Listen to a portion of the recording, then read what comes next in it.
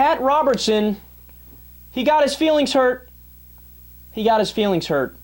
Now, of course, a few weeks ago, basically every progressive outlet in the country was laughing and mocking him because he did this segment where he answered an email about a woman who said, "My husband cheated on me and I'm having trouble getting over it. How do I forgive?" And Pat's advice was, "It's your fault. If you make the home nicer, then maybe he wouldn't want to wander away." And he's a man. He's a man. In other words, somehow he twisted it so that it's her fault. Why? Because Pat Robertson perpetually lives in 1952, where he has a double standard. Men can do whatever they want, and you always somehow blame the woman. No, it's not the man's fault for acting on his every single fucking desire and cheating. It's the woman's fault because she didn't keep the home nice enough for him to not want to cheat. Well, Pat apparently saw the criticism, and his response to it is so awesome. We want to take some time to answer email questions, right. But Terry, I want to make a statement here. This part of our program, ladies and gentlemen, I answer specific questions from specific people, and my attempt as a pastor is to help them have a better life and to have an answer to their question. But there are organizations, there's one in particular, which I will not name, but it is set out for one purpose: to embarrass those who are conservative on television. And so they take my words and twist them and distort them. But nevertheless, we have had some wonderful responses to the last time they played that game with me. And you've got a letter that came, I thought was real precious, and I want just to let you see what some of the people are saying. Okay, this letter, this is a viewer who writes Pat and says, "Dear Pat, your answer regarding the woman who's having an extremely difficult time forgiving her husband of his infidelity is in line with how God tells us to forgive. I heard no excuse for the man's poor behavior in your answer to her. What I did hear and understand from you is that no amount of counseling, talking to friends, or trying to forgive will lead her toward healing and moving forward.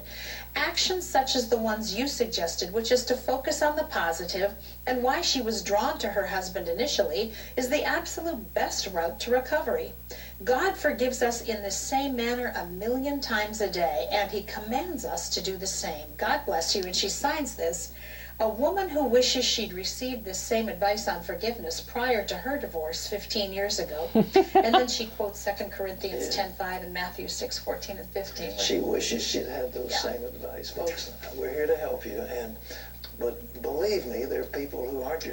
I am not politically correct, in case you haven't learned. I tell it like it is. Sometimes people misconstrue, often people misconstrue. This organization that misconstrues deliberately. They want to do everything they can to make my words, and they twist them. Exactly. Twist them. And I will not identify the organization, but one day we may have a full-scale expose because it's a nasty group.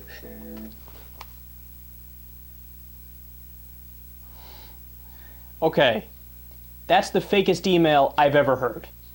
I will bet every worldly possession I have, everything, the clothes on my back, I'll walk around butt naked through Times Square. I would bet all that email was fake. Pat wrote it, or the woman wrote it, or one of the staffers wrote it.